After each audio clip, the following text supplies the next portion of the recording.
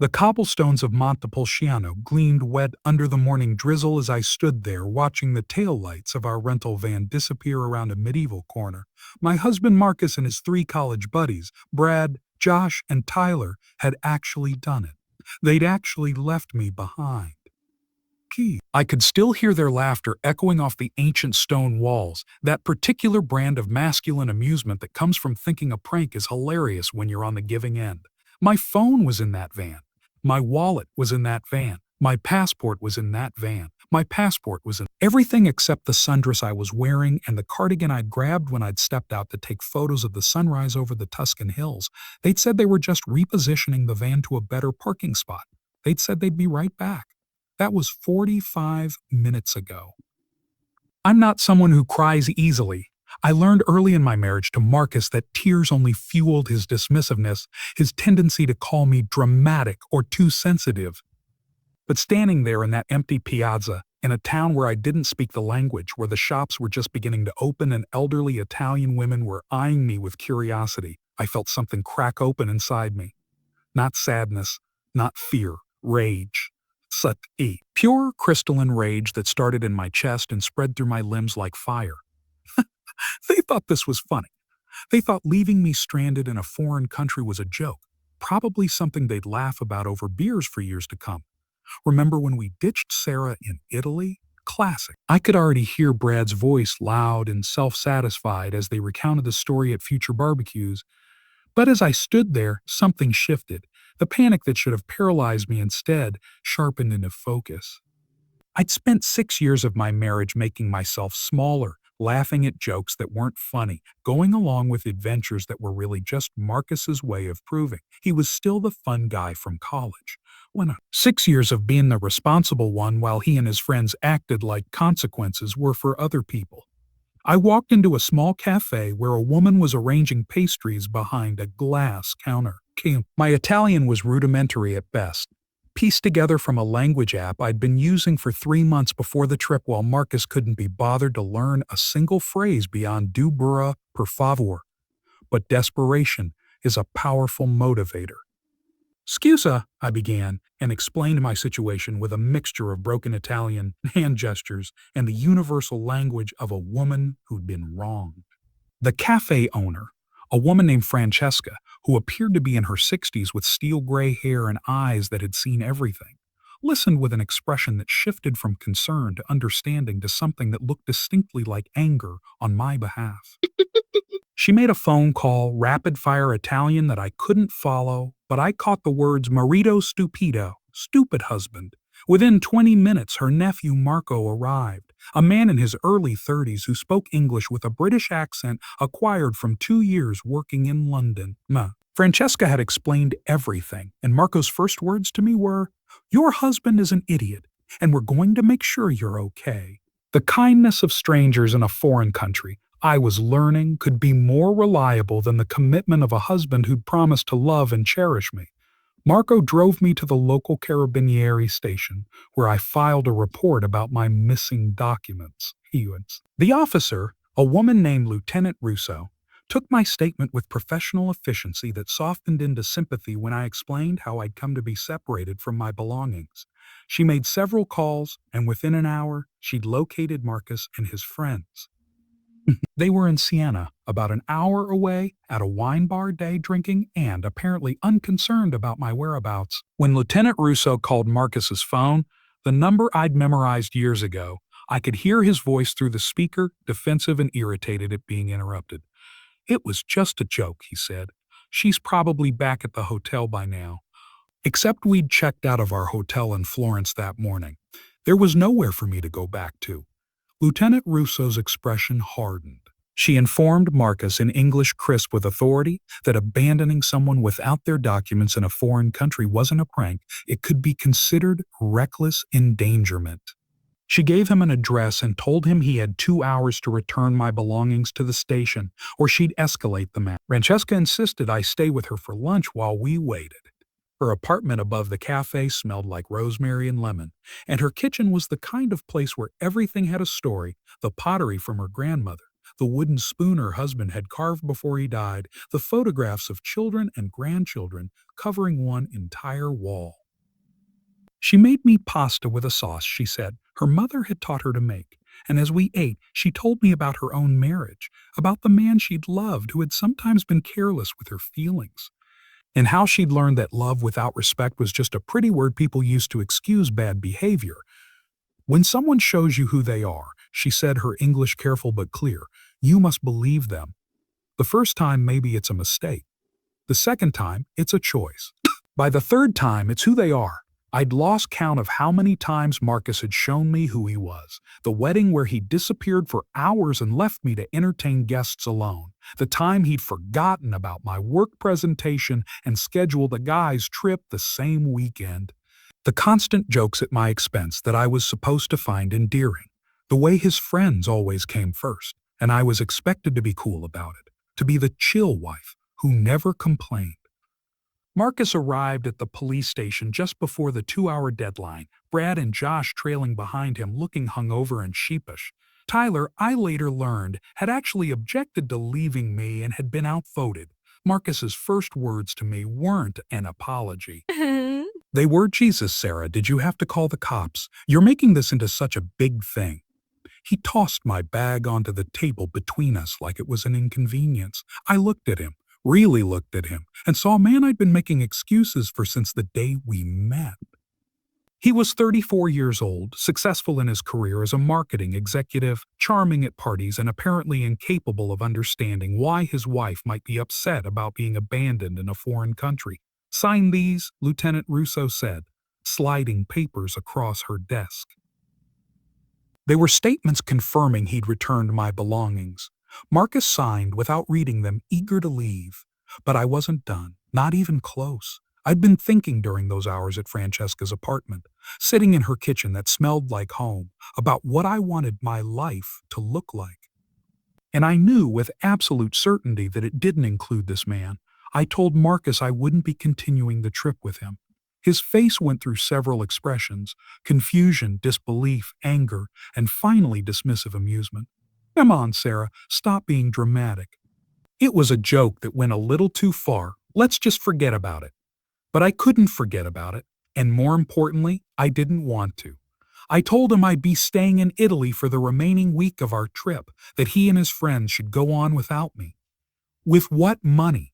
With what money? He challenged, knowing our trip was funded from our joint account. I hadn't thought that far ahead, but Francesca, who'd insisted on coming to the station with me, spoke up. She knew people, she said. She could help me find a place to stay, and perhaps some work if I wanted to extend my visit beyond the week. Marco, her nephew, offered to help me navigate any bureaucratic issues. These strangers were offering me more support than my husband had in years. Marcus's face flushed red.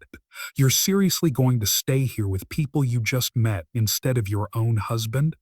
The irony wasn't lost on me that he expected me to trust him after what he'd done. I retrieved my passport, my phone, my wallet from the bag. Everything was there. Everything except my willingness to pretend this marriage was something it wasn't. The week I'd planned to spend touring Tuscany with Marcus became a week of discovery. Francesca introduced me to her friends, a network of women who ranged from their 40s to their 80s, each with stories of resilience and reinvention. I helped in her cafe, learning to make proper espresso and memorizing the names of pastries in Italian. Marco took me to his family's vineyard, where I met his sister Elena, an artist who'd left a corporate job in Milan to return to Montepulciano and paint. She showed me her studio, canvases filled with the rolling hills and cypress trees that dotted the landscape. Sometimes, she said, you have to lose yourself completely to find out who you actually are. I'd spent 6 years being Marcus's wife, being the reasonable one, the responsible one, the one who smoothed over his rough edges in social situations and apologized for his behavior. I'd forgotten what it felt like to just be Sarah. In Montepulciano, with these people who owed me nothing but gave me everything, I started to remember. I hiked the hills surrounding the town, got lost in medieval streets, sat in churches built centuries before my country existed, and felt something loosening in my chest. The constant anxiety I'd carried, the vigilance of wondering what Marcus would do next, began to fade. Marcus called several times during that week. The first call was angry. How dare I embarrass him in front of his friends? How dare I make him look like the bad guy? The second was wheedling, "Come on, baby, let's talk about this. You know I love you." The third was desperate. "I'm flying home without you, and if you're not on that plane, don't bother coming home at all." I didn't answer any of them. Instead, I sent a single text. "I'll be back when I'm ready. We need to talk about our marriage. What you did wasn't a prank. What you did wasn't a prank. It was cruel, and it's part of a pattern I can't ignore anymore." He responded immediately, "Pattern? Are you serious right now? One joke and suddenly I'm a villain? You're being insane." That text told me everything I needed to know. He wasn't sorry. He didn't understand what he'd done wrong. And he never would, because that would require him to see me as a person whose feelings mattered as much as his own entertainment. I screenshotted the conversation and saved it, knowing I'd need it later as a reminder when the doubt crept in, when I started second-guessing myself the way I always did. On my last night in Montepulciano, Francesca hosted a dinner at her apartment. Marco and Elena came, along with several other people I'd met during the week. Giuseppe, who ran the bookshop and had been recommending Italian novels in translation. Maria, who taught at the local school and had been helping me improve my Italian. Angelo, the elderly man who sat in the piazza every afternoon and had appointed himself my informal guide to the town's history. We ate and drank wine from Marco's family vineyard, and they toasted to new beginnings. Francesca pulled me aside as the evening wound down. "Hey, you have a home here," she said simply, "if you ever need one."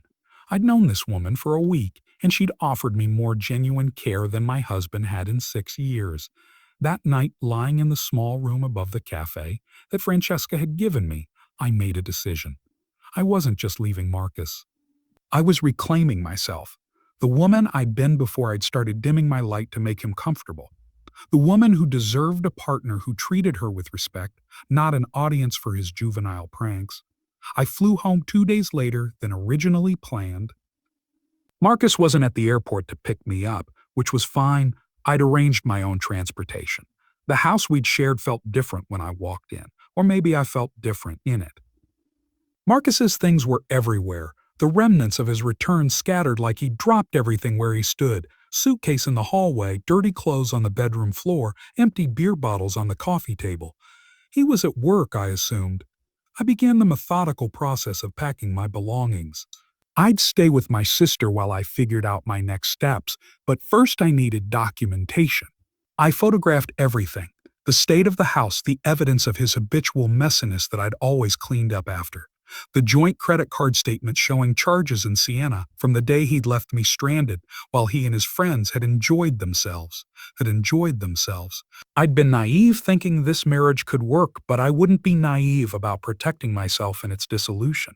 My lawyer, I'd consulted one from Italy using the cafe's Wi-Fi, had been clear about what I'd need. I packed photographs from our wedding, remembering how I'd thought that day was the beginning of forever. That young woman in the white dress had no idea what she was signing up for. If I could go back, I'd tell her to run. But I couldn't go back. I could only go forward. Marcus came home to an empty house. I'd taken only what was mine, left only what was his, divided with surgical precision. He called immediately, his voice sharp with anger that barely masked panic. "Where are you? What the hell, Sarah? You can't just leave." The irony of that statement coming from him was almost funny. "Almost. I'm filing for divorce," I told him, my voice steadier than I'd expected. "You'll be served with papers next week. My lawyer will be in touch about dividing assets." There was a long silence. Then, over a prank, "You're ending our marriage over a stupid prank?" He still didn't get it. Maybe he never would. "You left me stranded in a foreign country and thought it was funny," I said. "I'm ending it because when I told you it hurt me, you called me dramatic. I'm ending it because this isn't the first time you've shown me that your entertainment matters more than my well-being. I'm ending it because I deserve better, and I'm tired of pretending I don't." His voice changed then, becoming the Marcus who'd courted me, the charming one who knew how to say the right things. "Baby, come on. We can work through this. I'll do better. I promise. Counseling, whatever you want. Don't throw away 6 years over this. But I'd learned something important in Montepulciano. Promises from someone who'd broken them repeatedly weren't worth the breath they took to speak. You've had 6 years to do better, I said. You chose not to. I'm choosing me now. I hung up before he could respond. He texted, called, texted again. Brad sent a message, presumably at Marcus's request, saying I was being unreasonable, that guys played pranks, that's just what they did, and I was blowing it out of proportion. I blocked his number. Josh's wife, Emily, called me. We'd never been particularly close, but she said something that stuck with me. I saw the way Josh acted on that trip, like they were all 22 again. Making excuses for it for years. Watching you walk away is making me think about my own excuses. I thought about telling her about Francesca, about the strength I'd found in that cafe kitchen, but instead I just said, you deserve better too, whenever you're ready to believe it. The divorce wasn't easy. Marcus fought it initially, more out of pride than love, I think. He couldn't stand being the guy whose wife left him. His narrative was that I'd overreacted, that I'd broken up our marriage over nothing. He told our mutual friends his version, and I lost some of them. The ones who believed his story that I was unstable, dramatic, unforgiving. But I kept the ones who mattered, the ones who'd seen the pattern even if they hadn't named it before. 6 months after leaving Marcus, I flew back to Italy. Francesca had emailed me regularly, updates about the cafe, about Marco's vineyard, about the rhythm of life in Montepulciano. Your room is still here, she wrote, whenever you need it. I went for 2 weeks that turned into a month, then 3. I'd quit my job at the marketing firm where I'd worked. Too many memories of attending events with Marcus, of being his plus one, instead of my own person. With my savings and my half of the assets from the divorce settlement, I had time to figure out what came next. Elena offered to teach me painting, not because I showed any particular talent, but because she said creating something with your hands was therapeutic. She was right. Giuseppe at the bookshop hired me part-time, putting my English degree to use by helping translate Italian literature for tourists and teaching conversation classes. Maria introduced me to her sister who ran a small tour company, and I began leading English-speaking tourists through Montepulciano, telling them about the history, the wine, the art. I was building a life, piece by piece, in this small town that had given me refuge. One afternoon, a year after Marcus had left me stranded, I was sitting in the piazza with my sketch pad. I'd never be a great artist, but Elena had been right about the therapy of creation, when an American couple approached me, 4 directions. We started talking, and they mentioned they were on their honeymoon. The husband kept checking his phone, clearly distracted. The wife looked tired, her smile not reaching her eyes. I saw myself in her, and I almost said something. Almost told her that a partner who couldn't be present on their honeymoon wasn't likely to improve with time. But I didn't. Some lessons you can only learn for yourself.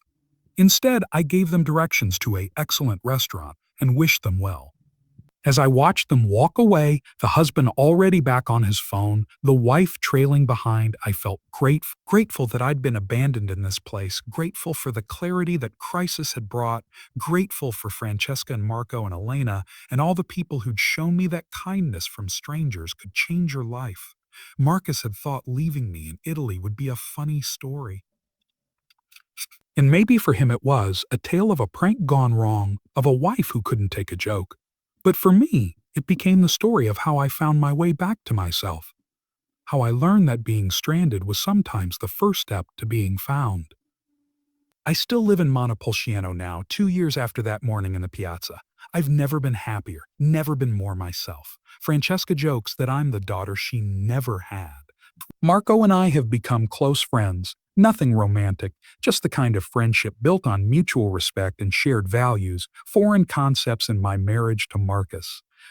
I heard through the grapevine that Marcus remarried quickly, another woman willing to laugh at his jokes and go along with his schemes. I hope she's genuinely happy. I hope he's different with her, though I doubt it. People don't change unless they want to, and change requires acknowledging you were wrong.